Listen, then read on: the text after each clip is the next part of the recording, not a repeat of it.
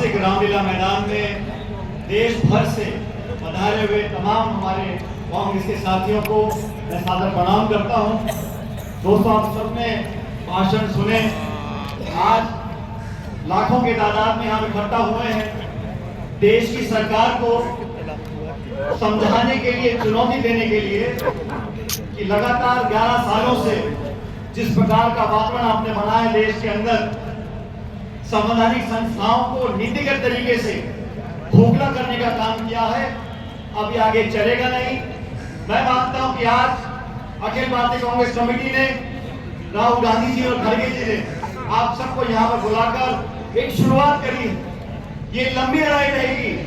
70 सालों से जिन संवैधानिक संस्थाओं को हमने पोषित किया, आज उनको जानबूझकर खोखला कर लोगों के वोटों के खिलवाड़ कर ये साबित करना चाहते हैं कि ताकत से, पक्षपात से ये लोग चुनाव जीत सकते हैं। साथियों, हमारे अड़ोस पड़ोस में चाहे चीन हो, चाहे पाकिस्तान हो, चाहे नेपाल हो, चाहे श्रीलंका हो, किसी भी देश को लोकतंत्र का उदाहरण नहीं मानते।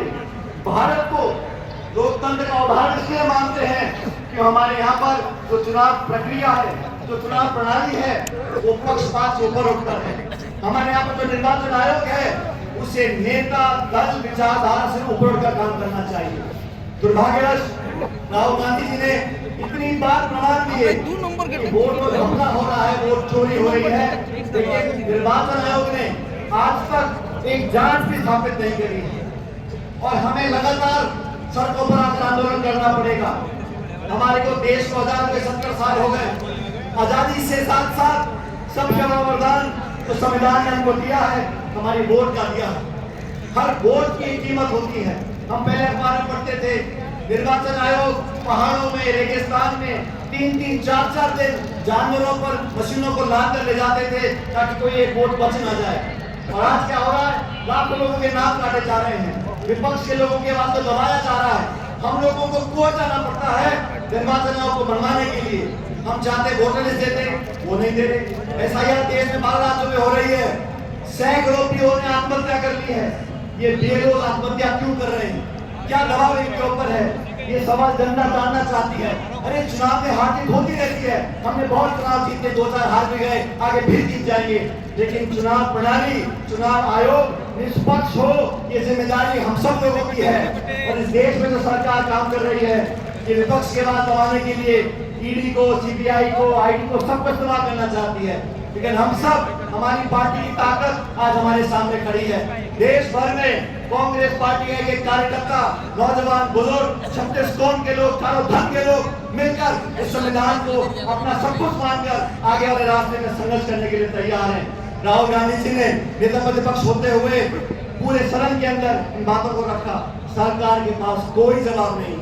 किसान हो, महंगाई हो, बेरोजगारी हो, इस पे कोई चर्चा करना नहीं चाहता। सिर्फ धर्म और जाति की राजनीति हो रही है। और दुर्भाग्यवश निर्वाचन आयोग, जिसकी आस्था, जिसको हम सबको आस्था से देखना चाहिए, आज शक पैदा हो रहा है, सवाल निशान उठ रहे हैं और कोई जवाब नहीं आ रहा। इसलिए आज एआईसीसी ने हम सबको यहाँ पर एकत्रित किया है।